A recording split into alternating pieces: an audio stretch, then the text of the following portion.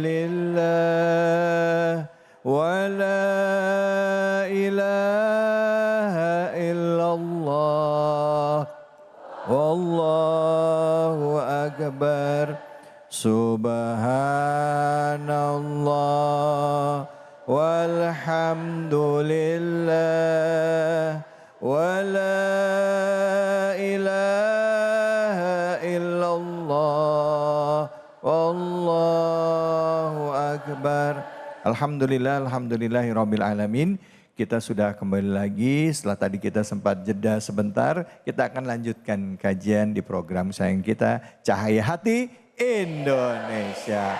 Buat Anda yang baru bergabung, kita tadi membahas surah Al-Ma'un. Tadi sudah dibahas dari ayat 1 sampai ayat 3 oleh Kiai Jumaruddin. Dan sekarang ayat selanjutnya akan dibahas oleh Ustazah Rima. Silakan Ustazah Fatul. Insyaallah. Bismillahirrahmanirrahim. Assalamualaikum warahmatullahi wabarakatuh. Assalamualaikum warahmatullahi wabarakatuh. Alhamdulillahil qawiyil matin al-malikil haqqil mubin.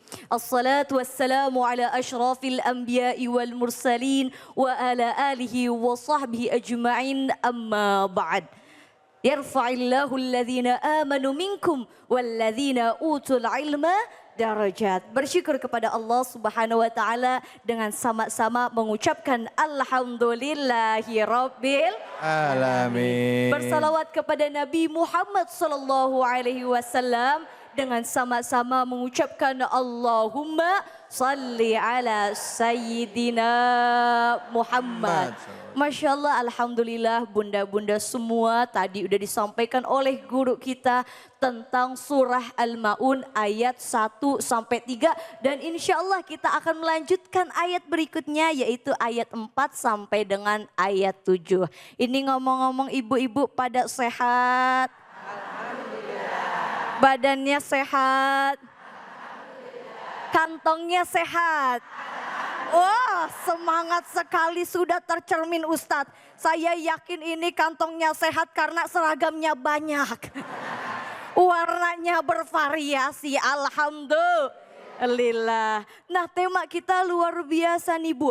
Agama sebagai pencitraan. Jangan sampai kita jadikan agama kita sebagai bahan untuk pencitraan. Di mana Imam Syafi'i mengatakan man aradat dunya fa'alaihi bil ilmi wa man aradal akhirah fa'alaihi bil ilmi wa man aradahuma fa'alaihi bil ilmi. Artinya apa? Kita artiin satu-satu. Man, barang siapa aroda, dari kata aroda yuridu, yang menginginkan dunia, itu harus dengan ilmu. Waman aradal akhirah, dan barang siapa yang menginginkan akhirah harus juga dengan ilmu. Dan barang siapa yang menginginkan keduanya, artinya kalau kita ingin kebahagiaan dunia, bukan hanya kebahagiaan dunia, tapi kita ingin kebahagiaan akhirat juga, maka kita harus sama-sama dengan ilmu. Dan mudah-mudahan ilmunya bisa kita pakai untuk hal-hal yang baik. Jangan sampai kita jadikan ilmu kita sebagai alat pencitraan. Na'udzubillahi min zalik. Bismillahirrahmanirrahim. Kita bahas tentang surah Al-Ma'un ayat 4 sampai ayat 7. Fawailul lil musallin alladzina hum an salatihim alladzina hum yura'un wa yamna'unal ma'un. Masya Allah. Nah, dalam tafsir Al-Misbah karya Profesor Dr. Quraisy Shihab dijelaskan bahwa pertama nih ada kata fa Bu. Di mana fa ini menghubungkan antara kalimat sebelum dan juga kalimat sesudahnya. Kemudian ada kata wail. Wail ini artinya adalah kebinasaan atau kecelakaan yang biasanya digunakan sebagai ancaman atau peringatan bagi kita yang melanggar aturan Allah atau bagi kita yang durhaka terhadap apa yang Allah perintahkan. Kemudian lil musallin, yaitu orang-orang yang sholat, tapi jangan dipenggal ayatnya. Alladzina hum an salatihim sahun, yang lalai dalam sholatnya. Nah ini dijelaskan oleh tafsir Ibnu Katsir bahwa orang yang lalai di sini adalah orang yang menunda atau mengakhir-akhirkan sholat. Ada yang begitu Bu kira-kira di antara kita? Banyak ibu-ibu ngaku ini Ustadz. Masya Allah, begini kadang kita sholat subuh udah kebangun pas azan. Ya Allah, entar dulu 5 menit ketiduran, entar dulu 10 menit. Bangun-bangun tiba-tiba matahari udah kelihatan. Itu sholat subuh waktunya kayak waktu duha. Iya. Belum lagi biasanya zuhur Ustadz, sebentar lagi mikir tuh zuhur kayaknya sampai asar tuh agak lama. Akhirnya telat-telat zuhur dikerjain mepet sama waktu asar. Asar begitu juga mepet sama waktu maghrib. Maghrib Ustadz, bunda-bunda semua waktunya udah mepet. Entar dulu makan dulu nanggung nih sinetron belum kelar. Nih ngaku ibu-ibu nonton sinetron, biasanya di TV bentar lagi tiba-tiba mepet azan Isya. Isya waktunya panjang, bisa-bisanya dia kebablasan tidur, betul apa betul? Ini Masya Allah, jadi dari ayat ini kita mengambil kesimpulan jangan sampai kita menjadi orang yang lalai. Yang apa bunda? Lalai. Selain lalai jangan juga nih kita jadi orang yang munafik. Apa bunda? Munafik. Bagaimana ciri-ciri orang munafik? Ada 3. Yang pertama apabila dia bicara dia berdusta. Kemudian dia berjanji dia Tidak ingkari. Kemudian dia diberi amanat dia hianati. Jangan sampai kita menjadi orang-orang yang munafik. Nah, kalau dalam tafsir Ibnu Katsir dijelaskan oleh Ibnu Abbas, munafik di sini adalah tentang sholat. Maksudnya gimana? Giliran banyak orang Bu, giliran ada orang dia sholat. Giliran kagak ada orang dia kagak sholat. Ya, bukan hanya itu Bu. Giliran ada orang sholatnya mah khusyuk, sholatnya mah lama. Giliran sendiri, mohon maaf Ustadz, sholatnya mah buru-buru. Betul apa betul? Boro-boro khusyuk pikiran kemana-mana. Mikirin jemuran, mikirin juga cucian, mikirin masakan, betul apa betul? Ada lagi Bu, bukan hanya itu. Sholatnya tadi kata saya udahlah pikiran kemana-mana, udahlah buru-buru. Ya Allah, jangan sampai kita menjadi orang yang munafik. Giliran ada orang, kita pakai mukenah yang bagus. Mukenah yang tebel, mukenah yang mahal. Bapak-bapak pakai sarung yang mereknya kelihatan. Betul apa betul Bu? Dipajang tuh mereknya, Allahu Akbar. Tapi giliran sholat sendiri sarungnya asal kuel, mukenanya talinya kendor, betul-betul. Ada yang begitu Bu? Yang kerudung apa? Katanya di sini nggak ada Ustadz.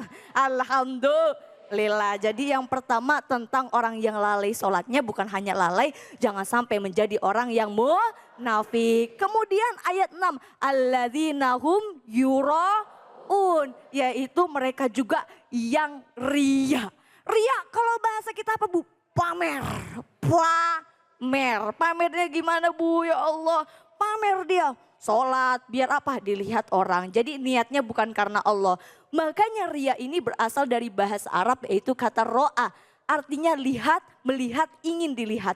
Semua yang dikerjakan bukan karena Allah, tapi karena pengen dilihat, karena ingin dipuji, karena pengen dilihat ketaatannya oleh orang. Semuanya dia pamerin, na'udzubillahi min.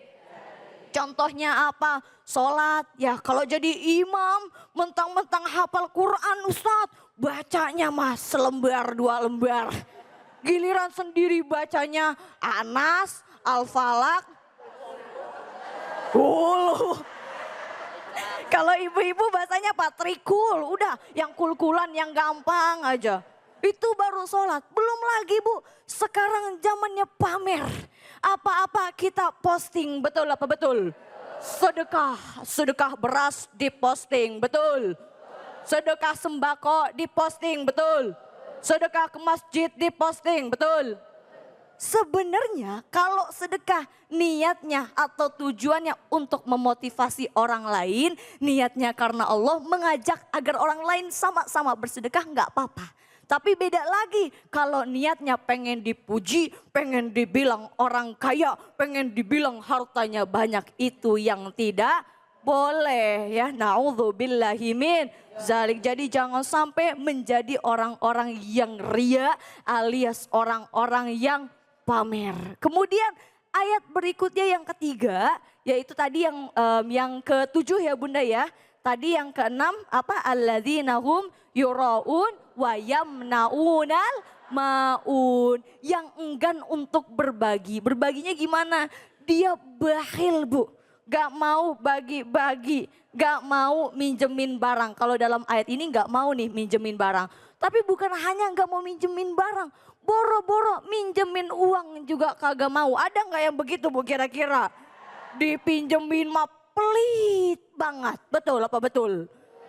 Giliran minjem mau, giliran dipinjemin kagak mau. Padahal kalau kita lihat Masya Allah, rumahnya mah megah, mobilnya mah mewah, bolak-balik ke Mekah, punya sawah. Tapi Masya Allah giliran uang perhitungannya bukan main. Betul apa betul? Jadi jangan sampai kita menjadi orang-orang tersebut. Nah dalam tafsir dijelaskan bahwasannya kita nggak boleh melakukan 3 hal. Yang pertama yaitu kita lalai dan juga menjadi orang yang munafik. Kemudian yang kedua kita nggak boleh jadi orang yang ria alias pamer. Yang ketiga kita nggak mau berbagi atau pelit atau bakhil. Jadi ada 3 apa aja Bunda? Lalai atau munafik. Yang kedua ria atau pamer. Yang ketiga enggan memberi alias bakhil. Na'udzubillahi min. Masya Allah, terima kasih banyak Ustazah. Bu. Bu. Kalau ngomongin lalai ya Bu ya. Ya. Kadang kala ya, kebanyakan kayak tadi kan waktu Ustazah bilang kan, dari waktu maghrib ke waktu isya ya, nunggu sinetron kelar ya kan gitu. Akhirnya maghribnya mepet waktu isya. Ada yang nyeletuk tadi sambil nyolek, makanya nonton sinetronnya yang habis isya aja. Isya aja mama. Bu, siapa yang mau nanya? Angkat tangannya. Silakan, mana? Ya. Ya, yang merah. Ya, berdiri. Namanya Ibu dan pertanyaannya apa? Bismillahirrahmanirrahim. Assalamualaikum warahmatullahi wabarakatuh. Ya, nama saya Ibu Neneng Mesaro dari Majelis Taklim Nur Hasanah. Izin bertanya Ustazah. Apa yang dimaksud dengan bid'ah dan apa saja contoh dari perbuatan bid'ah itu? Assalamualaikum warahmatullahi wabarakatuh. Waalaikumsalam warahmatullahi wabarakatuh. Ini pertanyaannya Ibu nih yang paling sering ditanyain orang Ibu ya. Karena kadangkala kita nggak paham karena ada guru-guru kita, ulama-ulama kita yang mengatakan ini nggak boleh karena bid'ah. Ini nggak boleh karena bid'ah. Nah kita bukan mau menjelekkan salah satu tapi kita mau ngerti dulu nih maksudnya bid'ah itu apa. Gimana kita menyikapi bid'ah gitu ya Bu ya. Silakan Ustazah, fadhal. Masya Allah, terima kasih banyak Bunda Neneng ya Ustadz ya. Tadi pertanyaannya luar biasa tentang bid'ah. Kenapa ditanyakan hal tersebut Bunda? Agar kita tidak salah paham, tidak main menyalahkan ini bid'ah, ini bid'ah, ini bid'ah. Tapi biar sama-sama kita tahu. Nah ngomongin tentang bid'ah, kemarin ada yang viral tuh. Film bid'ah yang tentang Walid. Ibu-ibu langsung pada nyengir. Walid nak Dewi boleh? Pejamkan mata, bayangkan wajah Walid. Wah sampai hafal Ustazah. Nonton berapa kali Ustazah? Lewat. Kebetulan sekarang zamannya udah canggih Bu. Kita main TikTok, main Instagram. Nggak niat mau nyari itu lewat. Tiba-tiba muncul lagi scroll. Betul apa betul Bu? Ibu tahu Walid? Wah ini nonton juga ini jangan-jangan. Pantesan pengajian Ustadz mulai berkurang jamaah, ternyata seriesnya belum kelar. Nah tapi berbicara tentang bid'ah, jadi bid'ah ini berasal dari kata bada'ah yang dimana bada'ah ini artinya memulai. Jadi bid'ah ini segala sesuatu yang dulunya pada zaman Rasul tidak dikerjakan atau tidak dicontohkan. Tapi Bunda, Ustadz mohon izin dan mohon koreksiannya juga. Nah kita jangan main segala sesuatu dibilang bid'ah. Kenapa nih? Contoh simpelnya. Dulu Rasulullah makannya pakai tangan. Sekarang zaman sudah berkembang, alhamdulillah ada tuh sendok. Ya kan Bunda? Apakah dengan kita makan sendok dibilang bid'ah? Tidak juga. Dulu Rasulullah mohon izin dakwah menggunakan unta. Ini Masya Allah berjuang dulu Rasulullah Bunda ketika dakwah bahkan sampai ke Taif dilempari dengan batu, dilempari hujatan makian tapi tetap berdakwah dengan unta beliau. Sedangkan kita alhamdulillah di zaman yang sudah serba canggih ada motor, ada mobil, bahkan ada kendaraan-kendaraan lainnya untuk transportasi kita. Sama Bunda. Saya kan gak ada di zamannya Rasulullah. Apakah saya termasuk orang-orang yang bid'ah? Jadi Bunda, inti dari segala inti bid'ah itu adalah segala sesuatu yang belum ada atau belum dicontohkan oleh Rasulullah. Nah kita tugasnya adalah mengikuti apa yang sudah Allah anjurkan sesuai dengan perintah Allah yang ada di Al-Quran dan juga sesuai dengan sunnah Rasulullah yang sudah dicantumkan dalam hadis dan usahakan hadisnya ini harus hadis-hadis yang sahih. Jangan mentang-mentang katanya hadis ternyata hadisnya lemah, hadisnya doif lalu kita terapkan. Ya Bunda ya, jadi kita harus memilih mana yang sekiranya baik kita jalankan, mana yang ada dalilnya kita kerjakan. Dan juga mana yang tidak ada dalilnya kita tinggalkan. Mudah-mudahan dengan itu kita lebih berhati-hati mengerjakan sesuai dengan syariat dan ajaran Allah Subhanahu wa ta'ala. Baik, terima kasih banyak Ustazah Rima. Bu, ada yang mengatakan ya, ini di dalam salah satu hadis dikatakan kullu bid'atin dhalalah, bahwa semua bid'ah itu adalah dhalalah atau sesat.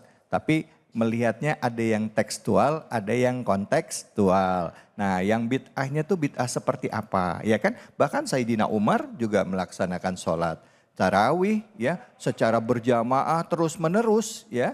Itu ada yang mengatakan ini bid'ah tapi bid'ahnya hasanah ya. Jadi bid'ah yang boleh dan dilakukan terus menerus. Karena di bulan Ramadan Rasulullah hanya sholat tarawih berjamaah hanya di awal saja. Tapi biar bagaimanapun coba kita lihat setiap kita punya guru masing-masing. Ikuti guru kita masing-masing. Jangan menjelekan yang satu dengan yang lainnya. Sepakat ya Bu ya? Bu? Bu? Gitu dong senyum serius amat.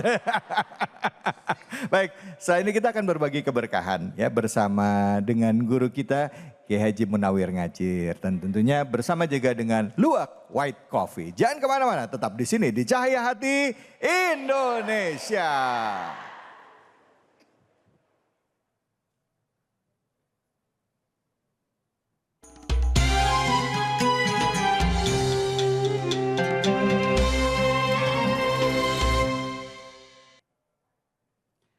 Assalamualaikum warahmatullahi wabarakatuh.